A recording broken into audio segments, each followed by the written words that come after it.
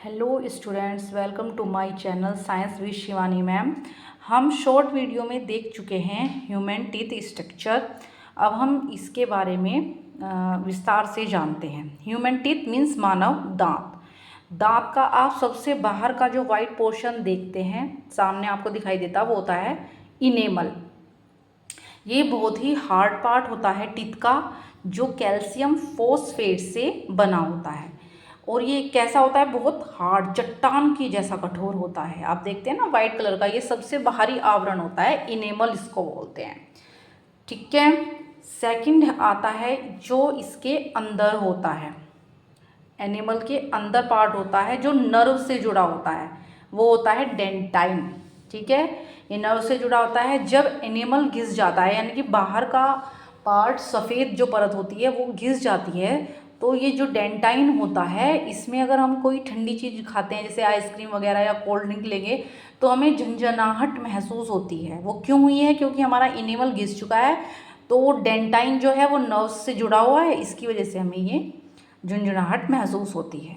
ठीक है, इतना आप समझे human teeth and its structure. ये मसूड़ों से जुड़े होते हैं, आपको पता है। इनमें नर्व्स होती हैं, जो डेंटाइन है, नर्व से जुड़ी होती हैं ये, और ये इनेमल होता है।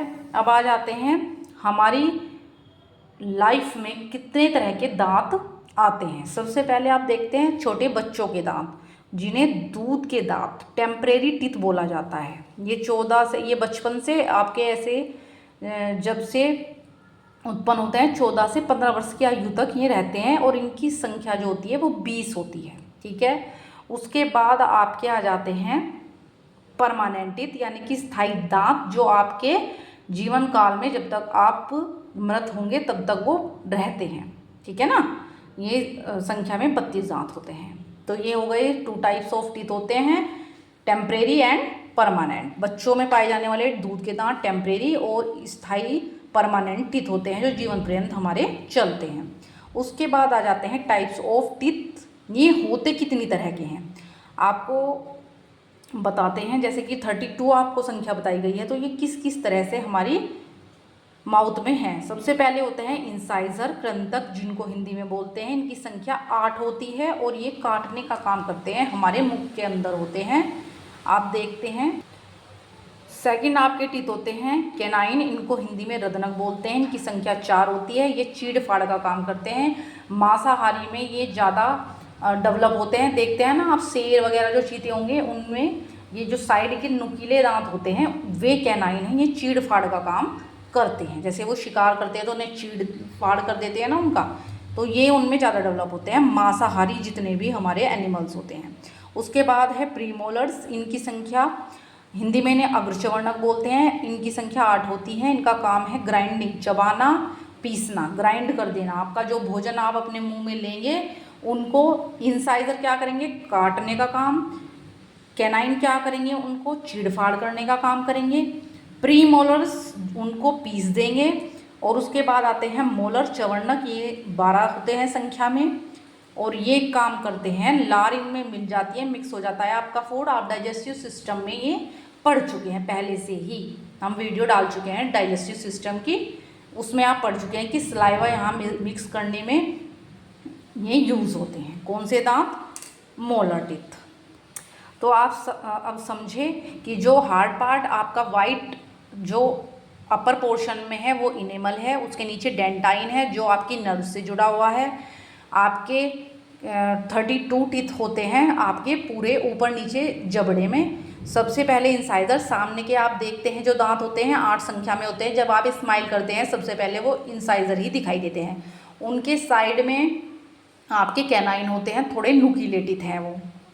उसके बाद आपके प्रीमोलर आते हैं, कैनाइन के पीछे प्रीमोलर दांत होंगे, उसके पीछे मोलर दांत होंगे, ऊपर नीचे जबड़े में। अब आ जाइए डेंटल फॉर्मूला, दांत का सूत्र होता है, इसके बारे में हम जान लेते हैं। देखिए, जो एक बच्चा होता है उसमें प्रीमोलर 8 और 4 मोलर नहीं होते हैं। ठीक है, जबकि एक एडल्ट में फुल डेवलप परमानेंट टीथ होते हैं।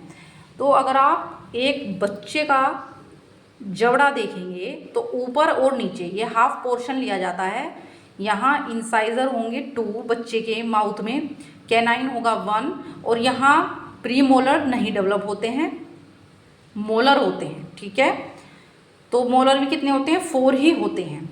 तो जब हम इनका डेंटल फॉर्मूला निकालते हैं तो ये होगा 2 0 1 2। 2 क्यों है? क्योंकि मोलर तो हैं लेकिन प्री मोलर नहीं है, 0 इसलिए आया है। इंसाइजर 2 है, ठीक है, कैनाइन 1 है, तो ये इसका फॉर्मूला होगा 2102। सॉरी ये गलती से हो गया है, यहाँ पर आएगा 2102, यानी कि 2 इंसाइजर हैं और 1 कैनाइन है, प्री मोलर नहीं है इसलिए 0 है, और मोलर कितना है? 2 है। तो ऊपर और नीचे के जबड़े में लिया जाता है 2102, इसलिए यहाँ पर आया है। और 2 क्यों लिए हैं? क्योंकि ऊपर और नीचे का जबड़ा लिया है तो इसको मल्टीप्लाई 2 कर दिया गया है। तो इस तरह से एक बच्चे के अंदर कितने दांत निकल कर आ गए हैं? आपके 20। ये डेंटल फॉर्मूला होता है। इसी तरह से एक एडल्ट का निकाला जाता है।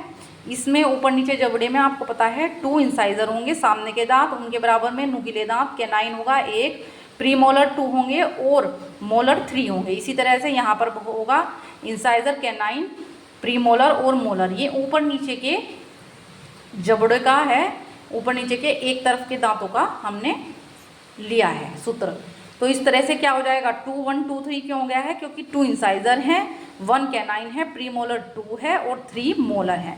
तो ऊपर नीचे का लिया गया है, तो 2 1 2 3 बाई 2 1 2 3, और 2 का पोर्शन है, हाफ पोर्शन, 1 पोर्शन इसका है 1, तो ये 2 × 2 हो जाएगा, तो 32 टीथ आपके आ जाएंगे। तो इस तरह ये डेंटल फॉर्मूला निकालने के लिए भी आ जाता है एग्जाम में। ये आपने समझा किस तरह 2 तरह की हमारी लाइफ साइकिल में टीथ आएंगे, टेम्परेरी एंड परमानेंट। और जो स्टडी ऑफ टीथ होती है उसको ओडोंटोलॉजी बोला जाता है, दांतों के अध्ययन को ओडोंटोलॉजी बोलते हैं। ये इसका स्ट्रक्चर है। आई होप आपको टीथ अच्छे से समझ में आया होगा, और अधिक अच्छी जानकारी के लिए आप मेरे चैनल को लाइक करें, सब्सक्राइब करें, कमेंट करें, पढ़ते रहें। जय हिंद।